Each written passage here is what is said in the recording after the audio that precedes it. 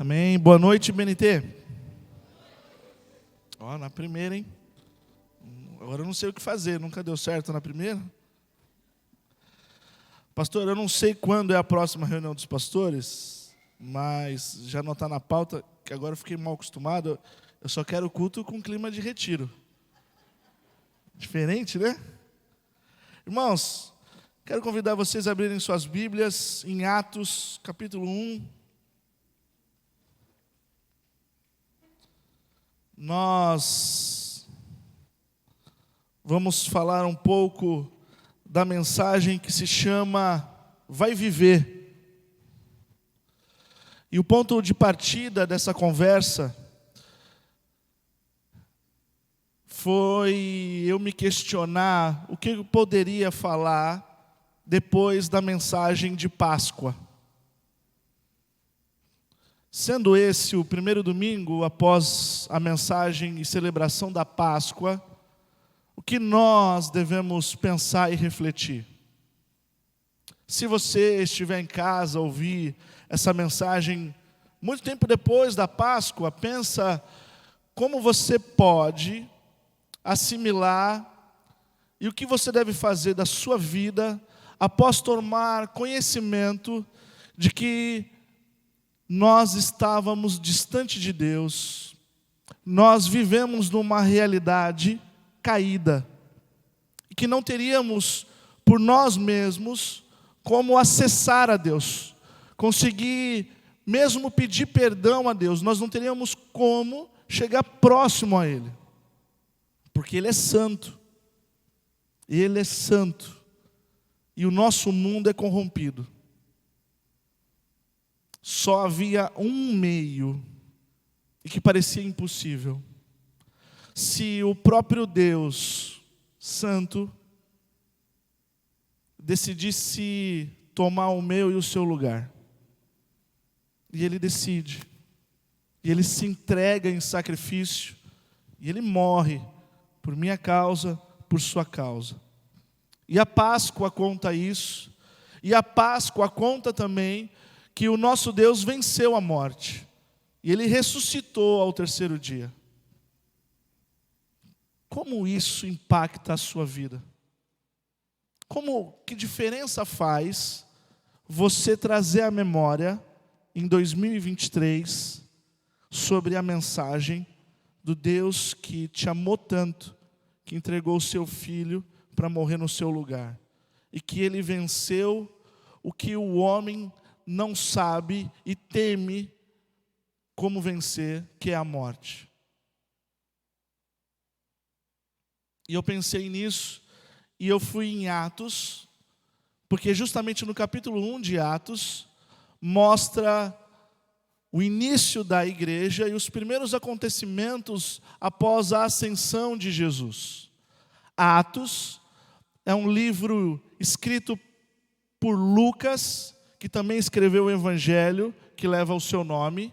E muitos consideram que tanto o Evangelho de Lucas como Atos seriam uma única obra em 2 volumes. Tanto que Atos começa exatamente onde Lucas termina. Se você ler Lucas e depois pular para Atos 1, parece que é uma sequência. É a mesma redação. O nome Atos faz menção às primeiras práticas dos discípulos no início da igreja e que serve para nós até hoje como modelo, referência. Mas também muitos entendem que Atos dos Apóstolos poderia ser chamado de Atos do Espírito Santo, que age por meio da sua igreja. É a partir do livro de Atos que o Espírito Santo vem para a igreja e começa a conduzir e a guiar a igreja.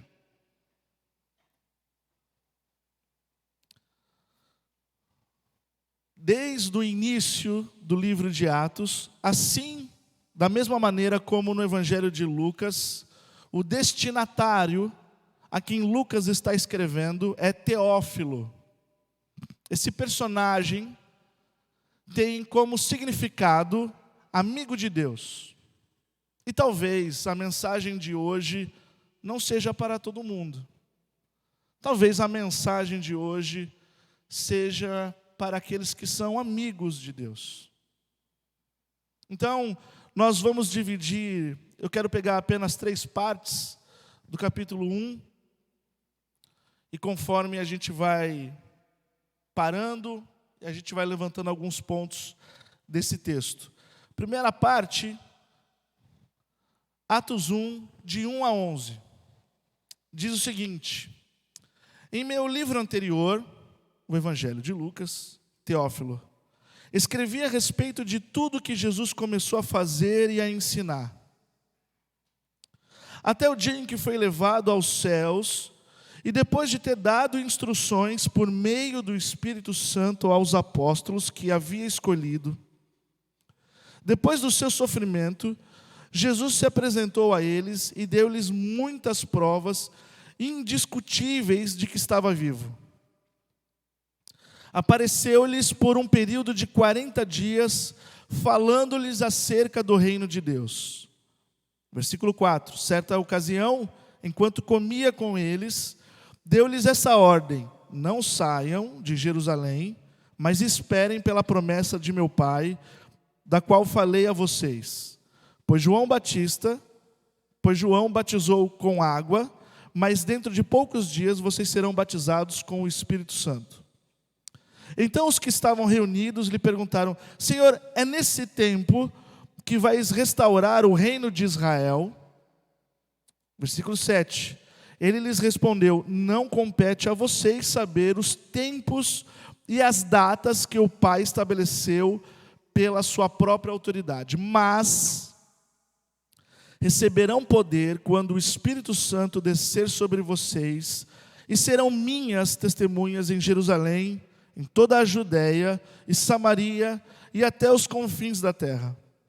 Tendo dito isso, foi levado às alturas. Enquanto eles olhavam, e uma nuvem o encobriu da vista deles. Atenção aos versículos 10 e 11. E eles ficaram com os olhos fixos no céu, enquanto ele subia. De repente, surgiram diante deles 2 homens vestidos de branco, que lhes disseram: Galileus, por que vocês estão olhando para o céu? Esse mesmo Jesus, que dentre vocês foi elevado aos céus, voltará da mesma forma como o viram subir. Primeira parte até aí. E essa é uma cena interessante, porque se aparecessem 2 anjos aqui, eu acredito que eu e você perceberia. Mas eles estavam tão fixos, parados, olhando para o céu, que aparecem 2 anjos e eles não percebem. Eles não avistam os anjos. Atos foi escrito, não tem como cravar, mas estima-se que Atos foi escrito 60 anos depois de Cristo. Alguns acreditam que pode ter sido escrito antes, outros um pouco depois, mas na média ali, 60 depois de Cristo. As más línguas dizem que foi a partir desse episódio que começou a surgir crente que para esperando que as coisas caiam do céu. Então até hoje, 2023, olhando, esperando as coisas caírem do céu. E o primeiro ponto que eu quero destacar aqui: vai viver. Vai viver. Viver a vida, a nova vida em Jesus Cristo. Vai viver, mas viva com coerência. Com coerência como alguém que recebeu instruções do próprio Jesus. Com coerência de alguém que nasceu de novo, que desfruta de uma nova vida e de uma nova mentalidade. Por que eu digo isso? Porque das duas uma, ou para muita gente, você vive lá fora, e depois que você esgotar todas as suas experiências que você acha que deve viver, você pensa: quando tiver mais velho, eu vou para a igreja. se você não morrer antes. Uma vez eu ouvi de uma mãe, falou para mim sobre o seu filho, que tinha uns 19 anos, falou assim, ele está indo na igreja. Eu falei, isso é legal, mas eu queria que ele vivesse um pouco, sabe? Eu falei, não, eu queria que ele aproveitasse mais a vida, antes de ir para a igreja. Muito novo para ir na igreja. Porque algumas pessoas associam a conversão e a vida em Jesus, as pessoas conseguem associar que as pessoas que recebem o Espírito Santo de Deus morrem, vira planta, não faz mais nada. Agora eu sou crente, então eu não faço mais isso, não faço mais isso, não faço mais isso. E o que você faz? Eu não sei, só me ensinaram que eu não faço. E às vezes, o maior testemunho que você pode dar é justamente a nova vida que você tem para viver em Jesus. E com o tempo, vai se atrofiando uma fé e uma espiritualidade que gera cristãos imaturos, que ao invés de viverem com ousadia, sabendo quem são em Cristo Jesus, parênteses aqui, sabendo quem são pela responsabilidade e chamado que têm. Os evangelhos, irmãos, nesse primeiro trecho aqui, você pode perceber isso. Os evangelhos têm o compromisso de registrar tudo o que Jesus começou a fazer e a ensinar. E Atos? Atos é quando a igreja continua a obra do Cristo e continua a registrar o que Jesus continua a fazer até hoje. E ensinando até hoje por meio da igreja, guiada pelo Espírito de Deus. Nós temos esse chamado. Aliás, Jesus disse que nós, a igreja do Senhor, faríamos sinais ainda maiores. Mas de alguma maneira a igreja assimilou que é o contrário. Nós devemos parar, e tudo é sinal, né? Parece que o céu é um grande semáforo. Em vez de, pela fé, pela palavra de Deus, nós caminharmos em fé, porque o justo vive da fé, eu quero um sinal, para dar um passo. Eu quero um outro sinal. E se não tiver sinal, olha para cima. E pode vir anjo, pode vir, a gente não enxerga. Não nessa igreja, nas outras igrejas. Vai viver. Você pode ser a única Bíblia que o seu vizinho vai ler. Minha esperança é que ele veja a alegria do Senhor, que é a nossa força. Vai viver. Que tipo de vida você testemunha? Você é o crente planta, que não faz nada? Você é o crente chato? Você é o crente juiz? Você é o crente político? Que tal ser o cristão Cristo? Que tal viver a vida em Jesus? Que tal quando não souber fazer, o que fazer, orar, falar, Senhor, eu acredito que eu não estou só e que o Senhor é bom o tempo todo. E eu sei que a sua fidelidade é tão grande que para mim é um escudo. Eu sei que ainda que um justo tropece, em Provérbios fala que Deus não deixará que ele caia. Mas em Salmos fala que ainda que um justo caia por 7 vezes, ele não vai ficar no chão. Isso não é sinal, isso é palavra de Deus. Aliás, sabe como a palavra diz que a palavra é? Lâmpada para os pés e luz para os meus caminhos. Quer um sinal? Abre a palavra. Não tem sentido a Bíblia ser luz para os seus caminhos para pessoas que não caminham. ficam parados, olhando para o céu, ver se cai alguma coisa. Mas não é por aí. Nesse trecho aqui, compreendendo que nós estamos a serviço do reino de Deus, para continuar a fazer e ensinar por meio, através do Espírito de Deus, o que Jesus começou nos evangelhos,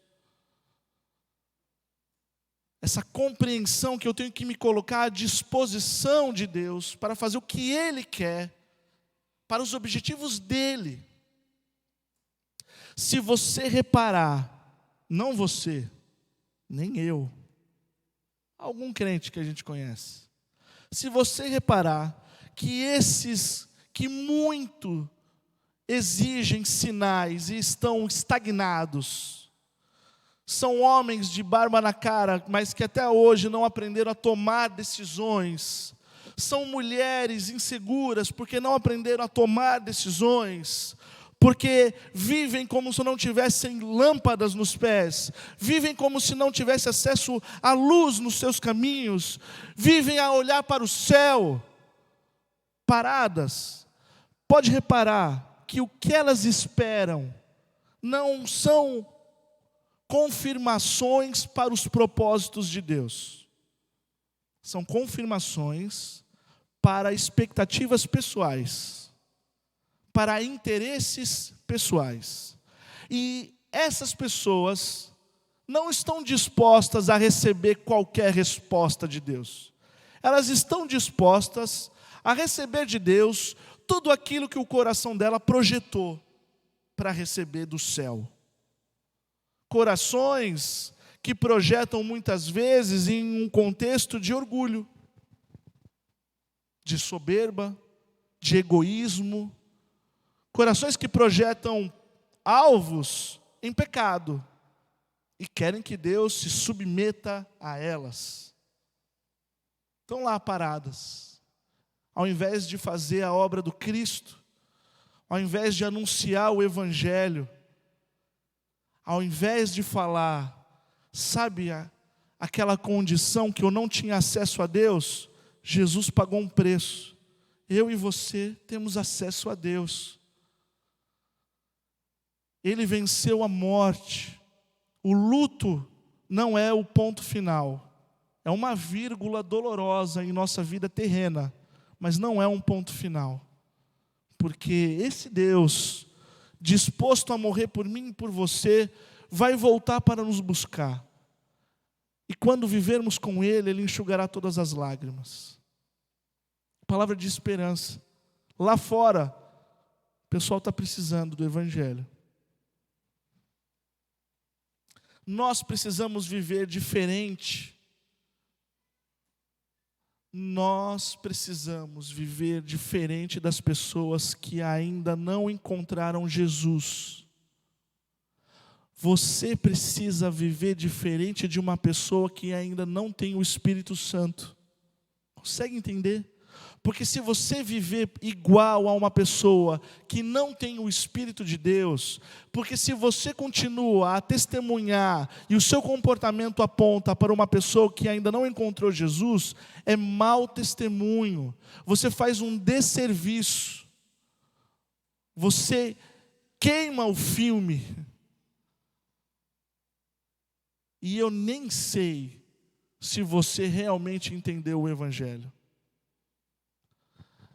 Volto a falar, essa mensagem é para aqueles que querem viver em Jesus.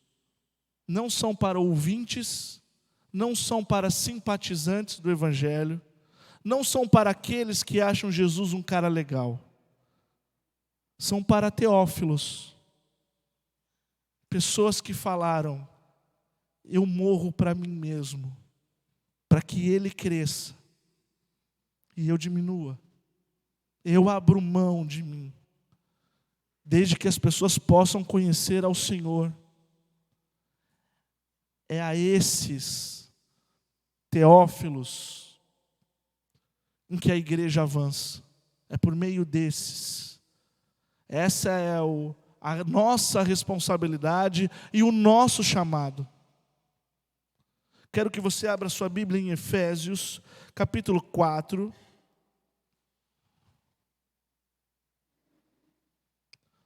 Versículo 17.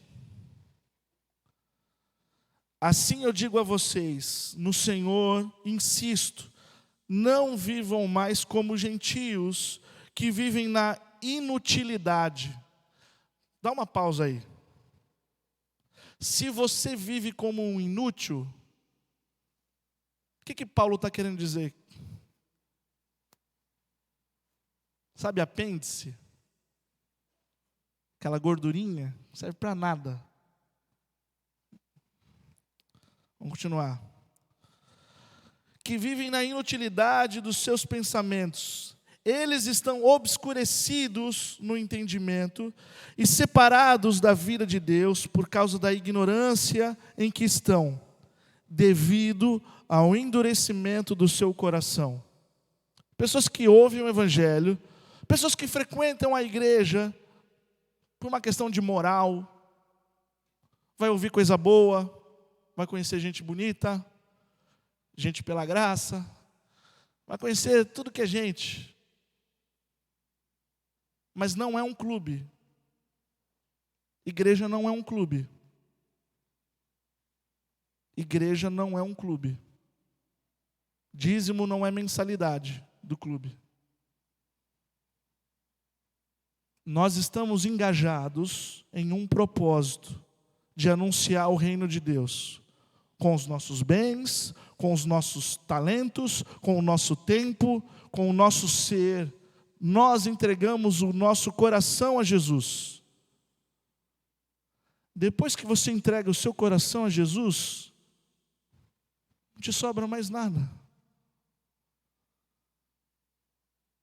Você já se entregou por inteiro, se foi sincero, se você foi honesto com você mesmo, porque Deus já sabe.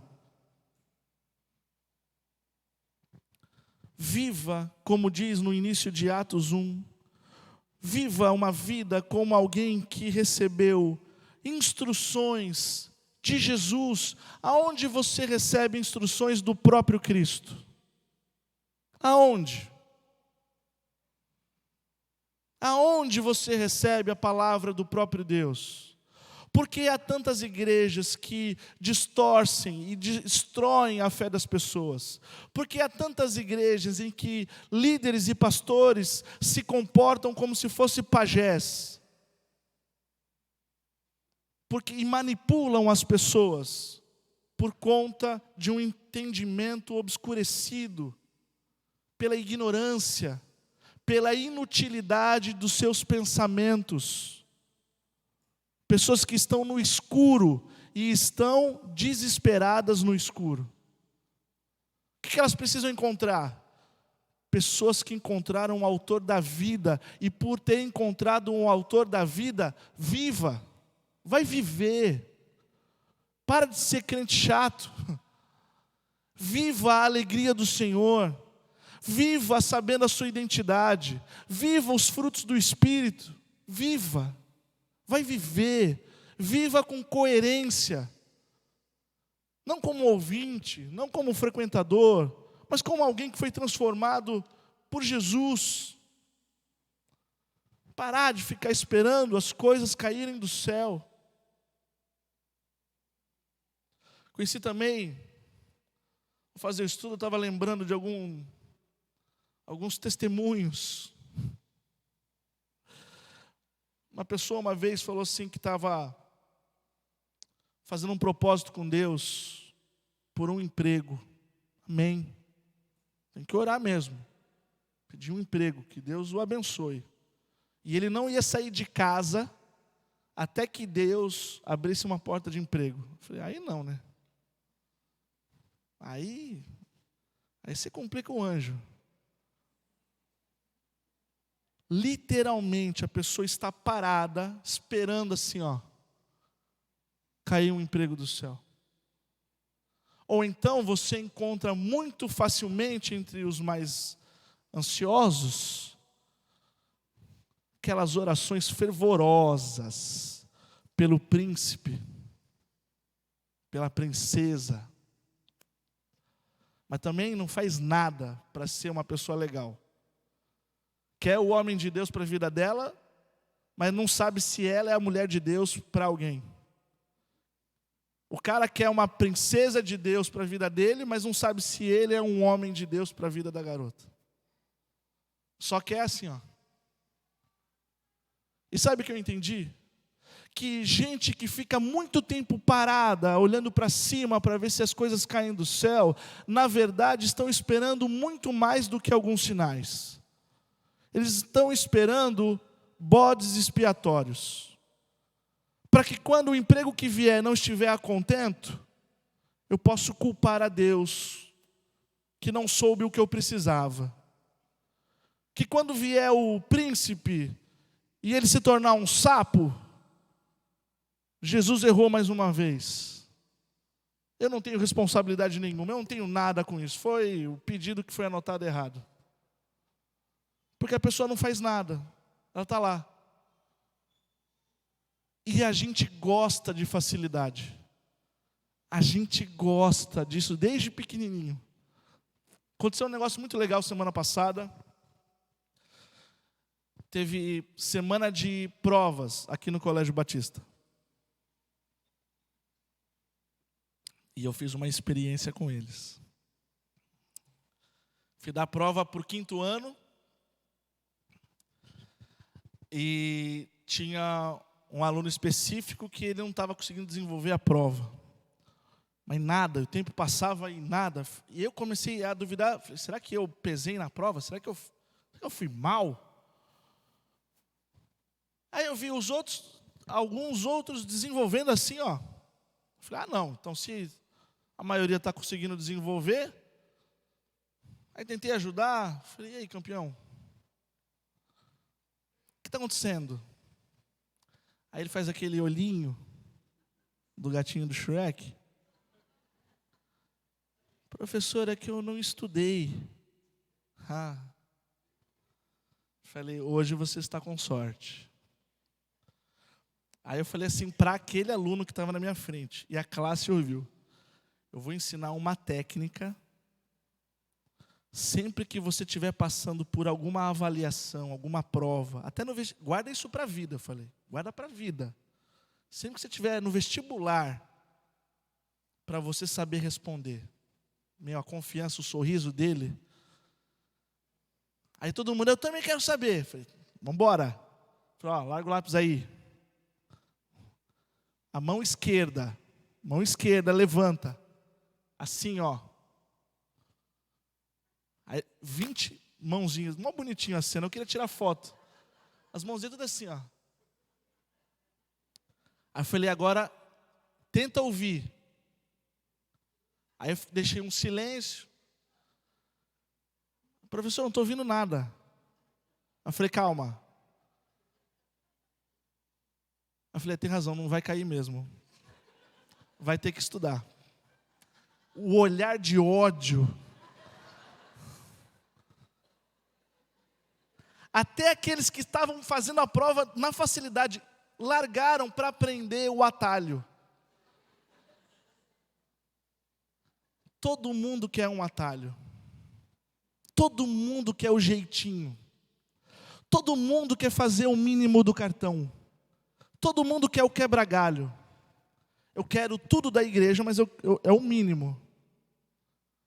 Eu quero tudo do Senhor, mas é o mínimo. Eu quero as promessas de Deus, mas tem que ler. Tem que... E orar? Tem que orar mesmo? Tem que ir na igreja mesmo? Tem que viver mesmo? Eu falo tem que ir na igreja porque, olha, eu não sei qual é o motivo. Deus te abençoe. Você seja abençoado aí em casa. Mas nada se compara ao ambiente da igreja. Transmitimos sinal de áudio, de imagem, mas o ambiente não tem. A comunhão não tem como transmitir. Precisamos de pessoas que saiam das suas casas Saiam dos seus casulos e vão testemunhar vida em Jesus. Vai viver. Aquelas pessoas que eu acho muito interessante, né?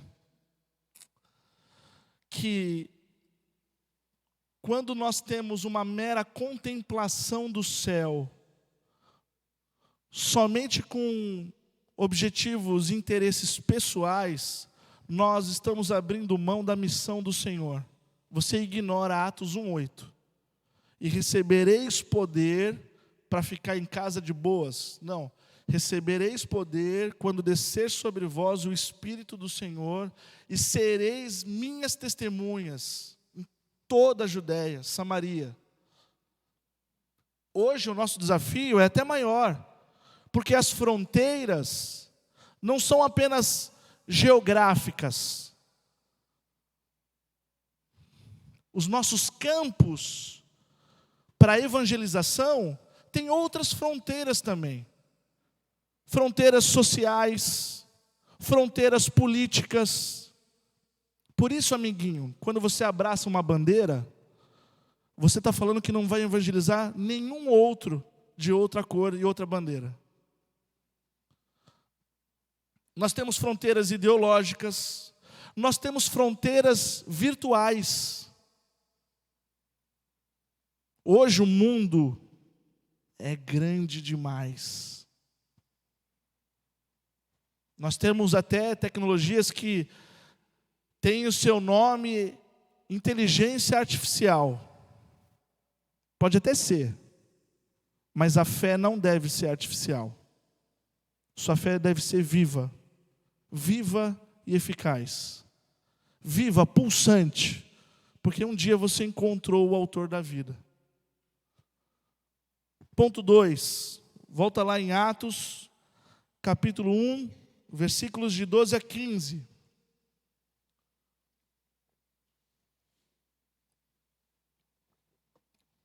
Eles vão escolher um novo discípulo para substituir Judas. E aqui está assim: então eles voltaram para Jerusalém, vindo do monte chamado das Oliveiras, que fica perto da cidade, cerca de 1 quilômetro. Quando chegaram, subiram ao aposento onde estavam hospedados. Achavam-se presentes Pedro, João, Tiago, André, Felipe, Tomé, Bartolomeu, Mateus, Tiago, filho de Alfeu, Simão, o Zelote, e Judas, filho de Tiago. Versículo 14. Todos eles se reuniam quando? Sempre em oração com as mulheres, inclusive Maria, mãe de Jesus, e com os irmãos dele. Naqueles dias, Pedro levantou-se entre os irmãos, um grupo de cerca de 120 pessoas. Até aí. Primeira coisa que eles fizeram, depois que o anjo falou, primeira coisa que eles fizeram, se reuniram em oração. Se reuniam sempre em oração. Segundo ponto, vai viver, mas viva a igreja do Senhor. Viva a igreja. E eu não estou falando aqui uma frase de celebração. Viva a igreja, viva. Não é isso que eu estou falando. É um verbo de ação. Viva o corpo de Cristo. Você é um membro que faz parte. Deve estar vivo, senão a gente amputa. Membro que não está vivo, ele é rejeitado, ele é amputado. Você deve fazer parte dessa atmosfera de vida que é a igreja do Senhor. Viva a igreja. Viva a igreja. Não apenas visite a igreja. Não apenas conheça a igreja. Não apenas frequente a igreja. Viva a igreja. Não viva só. Encontre parceiros de oração. Encontre pessoas que estão dispostas a comer 1 quilo de sal com você. É todo mundo? Não. Mas aonde você vai achar? Na igreja. pessoas que acordam às madrugadas para interceder por outros. Aonde você vai achar? Na igreja. Muitos, todos nós passamos por problema. Você não precisa passar só. Eu não estou dando receita de bolo para falar, saiba como viver sem problemas. Não é isso que eu estou falando. O que eu estou falando é que os seus problemas não precisam te pegar na solidão. Viva a igreja. Viva entre irmãos. E não espere só que outros orem por você. Dê exemplo, tome iniciativa. Ore você. Ore você. Posso orar por você? E aí, vamos orar? Senão a gente fica também. Manda, Senhor, irmãos que orem por mim. Você pode levantar sua mão esquerda. Dê um primeiro passo. Seja o ombro que você espera encontrar. Tomando decisões, se movimentando em ousadia. Por que ousadia? Porque é viver pela palavra. Não pelo que eu vejo, é pelo que Ele diz. Não pelo que eu faço, o que eu posso fazer. Mas é pelo que eu abro mão do que eu posso fazer. Eu vivo pelo que Ele diz. Então é com ousadia. Viva. Uma igreja assim é uma igreja madura. É uma igreja pulsante. É uma igreja saudável. Não é perfeita, mas é saudável. É um bom lugar para estar. O cristão, ele deve viver ou por culto ou por celebração. Como assim? Se você está mal, venha à igreja cultuar quem Ele é. Ele é bom em todo o tempo. Se você veio em alegria, pelas bênçãos que Deus tem feito na sua vida, em gratidão, por tudo que Deus já te livrou, venha em celebração, por tudo que Ele fez. Mas seja por quem Ele é, ou pelo que Ele fez, venha, vai viver, viva a igreja. Deus, eu estou mal, eu não sei o que fazer, eu preciso de uma resposta, de um sinal. Então lembra, Ele é socorro bem presente na hora da angústia. Ele é fiel. Aquietai-vos e sabei que eu sou Deus. Salmo 127. Se tudo que você fizer, você não incluir o Senhor, será inútil, será desperdício de energia, será em vão. Aquele que te guarda não dorme. O nosso Deus ri dos nossos inimigos. É bíblico. Então, quando você estiver mal, lembra de quem Ele é. E quando você estiver bem, venha celebrar o que Ele faz. Viva a igreja. Não seja apenas um sommelier de igrejas, que vem, prova, julga, avalia, mas não tem compromisso com nenhuma das igrejas que visitou.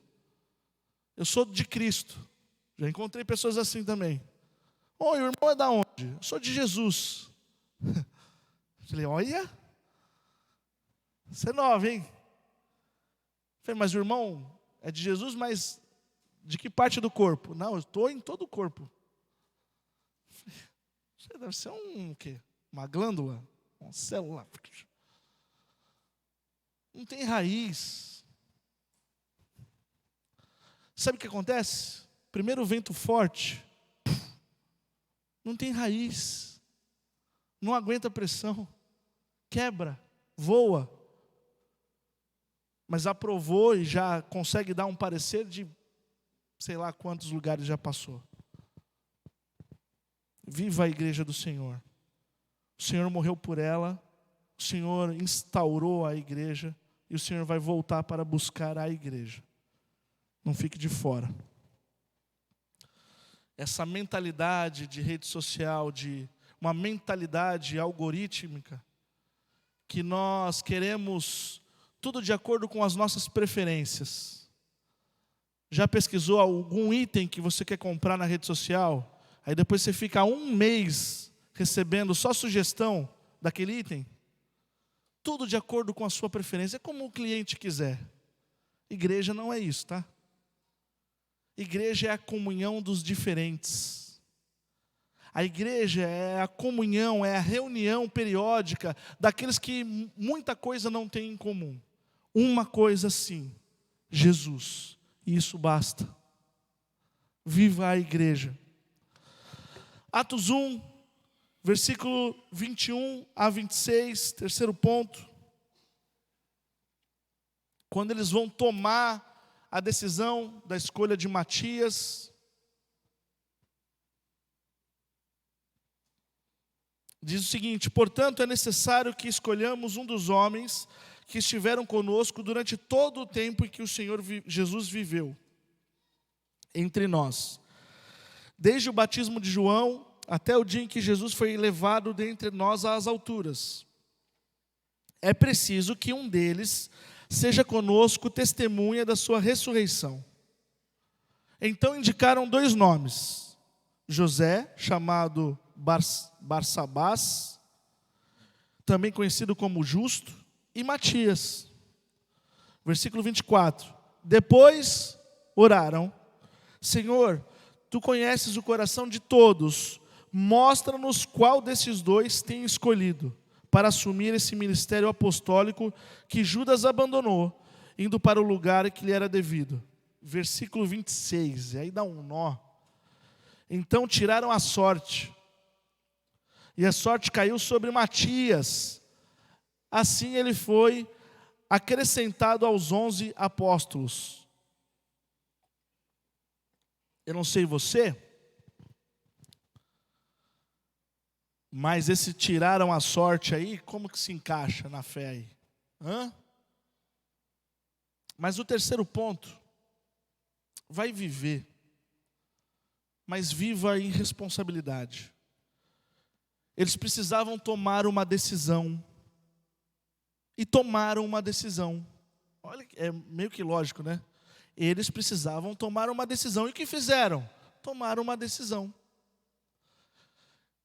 Estipularam requisitos, oraram a Deus e tiraram a sorte. O tirar a sorte aqui era algo da época, ligado à cultura da época, era algo supersticioso daquele povo, era um costume, que era tipo um chacoalhar de pedras num jarro, e quando determinada pedra caísse, seria escolhido um dos candidatos. Interessante aqui para nós, é a última vez que aparece isso na Bíblia. O hábito, o costume, a superstição de tirar a sorte para decidir, tomar decisões, você vê isso muito no Antigo Testamento, você vê isso em Jonas, lembra? Quem vai pular, quem vai jogar para fora do barco? Caiu lá Jonas. Mas no Novo Testamento é a primeira e última vez. Por que some isso do Novo Testamento? Porque a partir de agora, discípulo de Jesus é guiado pelo Espírito de Deus. Eles não precisam mais tirar a sorte. Contudo, quando eles tiram a sorte, porque era algo comum da época, era uma situação pontual antes do Espírito Santo entre nós, ele deu Matias, e eles não receberam gabarito. Eles não confiam. E aí, deu Matias, mas será que é Matias mesmo?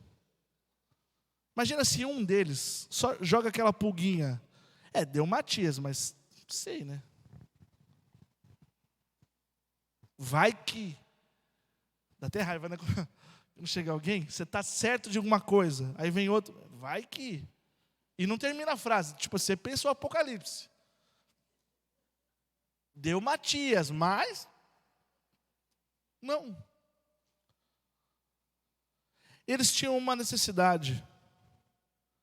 Traçaram um perfil. E quando oraram a Deus, confiaram em Deus. Interessante. Olha que interessante, coisa nova. Você ora e entrega o seu pedido ao Senhor e não pega de volta. Você confia que Deus entende a nossa pequenez, as nossas limitações. Deus entende em que ponto da caminhada cristã você está. Se você está muito na frente, se você está no começo, Deus te compreende. E Ele confirma os seus passos por meio da sua palavra, que é lâmpada para os seus pés, luz para os seus caminhos. Mas não deixe de tomar decisões, porque ainda que você caia, Deus não deixará você prostrado. Se você errar, graça há. Se você acertar, graça é. Mas a graça é ofertada e Deus não toma de volta. O Senhor é contigo, Ele não é seu adversário. A gente precisa lembrar disso.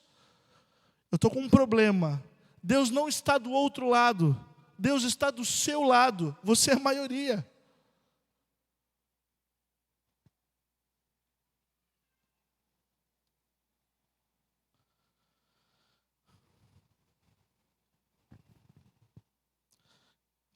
Abra comigo em 2 Coríntios,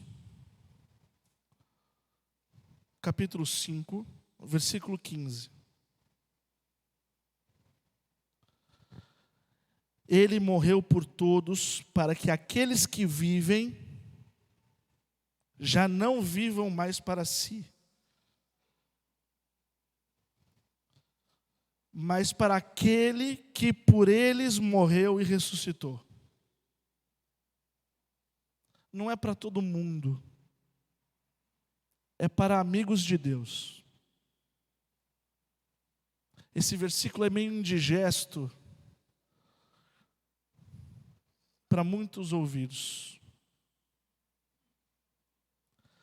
Jesus morreu por todos, para que aqueles que vivem já não vivam mais para si mesmos, mas para aquele que por eles morreu e ressuscitou. Eu vivo para Jesus, meu amigo. Viva para Jesus. Que a sua vida aponte para Jesus, que não está morto. Jesus está vivão. Jesus vive eternamente. Vive. Ele ressuscitou. A Páscoa é celebração e não deve ser esquecida pela igreja. Antes, pela mensagem da Páscoa, nós devemos viver e não ficar, o que vai cair hoje?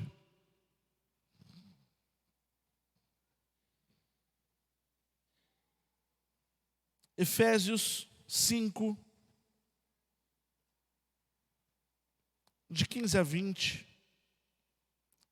diz o seguinte: tenham cuidado com a maneira como vocês vivem, que não sejam como os insensatos, mas como os sábios, aproveitando ao máximo cada oportunidade, porque os dias são maus. Portanto, não sejam insensatos, mas procurem compreender qual é a vontade do Senhor. Não se embriaguem com vinho que leva à libertinagem, mas deixem-se encher pelo Espírito, falando entre vocês com salmos, hinos, cânticos espirituais, cantando e louvando de coração ao Senhor, dando graça quando? Constantemente a Deus. Ou você vive em culto por quem Ele é, ou você vive em celebração pelo que Ele faz. Dando graças constantemente a Deus Pai por todas as coisas, em nome do nosso Senhor Jesus Cristo. Sujeite-se uns aos outros por temor a Cristo Jesus. Quer uma receita? Está aqui. Viva iluminado pela palavra e cheios do Espírito. Qualquer coisa fora disso é blá. Irmãos, todo final de culto, nós temos um momento de oração. Se você está sendo iluminado, está tendo clareza pela instrução da palavra, traga ao Senhor, consagre ao Senhor seus planos, suas aflições, sua vida. Seja cheio do Espírito Santo de Deus, viva não meia boca, cheios do Espírito.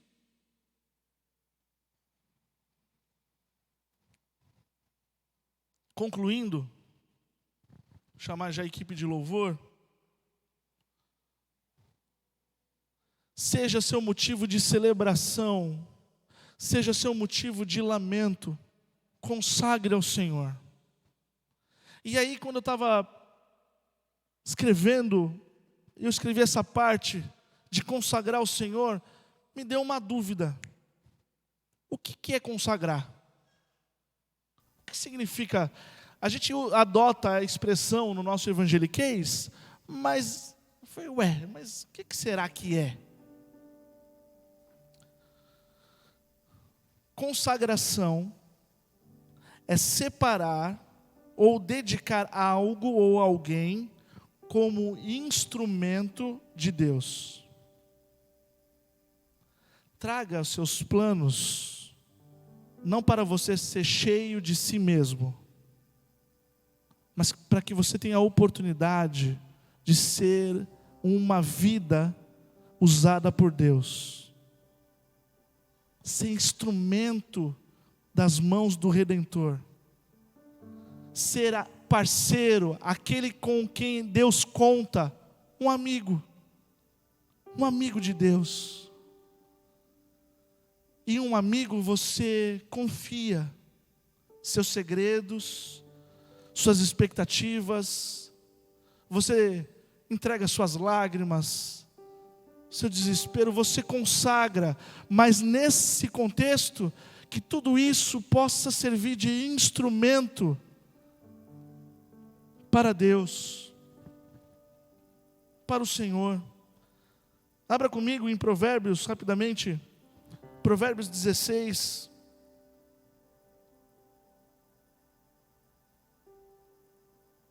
De 1 a 3, diz o seguinte: ao homem pertence os planos do coração, mas do Senhor vem a resposta da língua. Só um minuto até aí. Eu não posso, o pastor está aqui, não posso acusar ninguém. Vou falar de mim. Eu, quando mais novinho, eu ouvi esse Provérbios 16:1, ficava desanimado. Os meus planos, tão bons, mas é Ele que vai dar a resposta. Sabe aquela desanimar? Então já sei que é não. Já sei que não vai rolar. Já sei. Os meus planos eu tenho que entregar para Deus. Então tá bom. Então eu nem vou fazer planos. Não é isso. Não é isso. Não é isso. O nosso coração é enganoso, querido. A nós pertence os planos e devemos fazer planos. Mas do Senhor vem a resposta. De quem vem a resposta? Daquele que não dorme, que cuida de mim, daquele que quer o meu bem.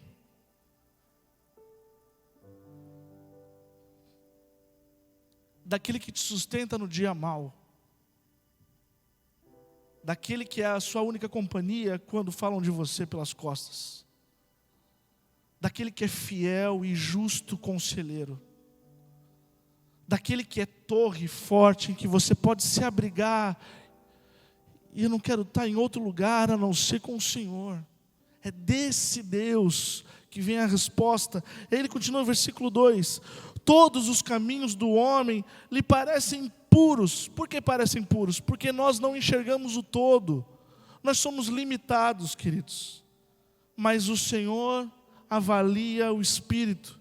Deus sabe o quanto eu estou sendo egoísta, quando eu estou sendo soberbo, quando eu estou sendo mesquinho, quando os meus planos só visam a mim e mais ninguém. Os meus planos não serviriam como instrumentos nas mãos do Criador. Deus sabe, Deus vê. Versículo 3, consagre. Lembra o que significa consagrar? Dedicar, separar algo ou alguém como instrumento de Deus. Consagre ao Senhor o quê? Tudo o que você faz, e os seus planos serão bem-sucedidos. Isso não é sinal, é palavra do Senhor. É lâmpada para os seus pés, é luz para os seus caminhos. Certa vez o bispo de Hipona, Agostinho, disse: ame a Deus e faça o que você quiser. E muita gente fica perguntando isso. O que eu devo fazer? Pode isso, pode aquilo? Ame a Deus. Você ama a Deus de todo o coração? Se você viver como um homem, uma mulher que teme a Deus por amá-lo, faça o que você quiser, porque você nunca vai querer fazer algo que o ofenda, que comprometa a sua igreja. Você nunca vai querer entristecer o Espírito de Deus. Não é bom negócio, vai por mim. No final, se você o ama, você quer a sua amizade e quer se apresentar como um Teófilo, um amigo do Senhor. Você foi chamado para viver. Você pode trazer aqui seus pedidos, seja por problemas, lembre-se de quem Ele é. Seja em gratidão, lembre-se do que Ele faz. Mas não deixe de viver. Vai viver em Cristo Jesus. Amém.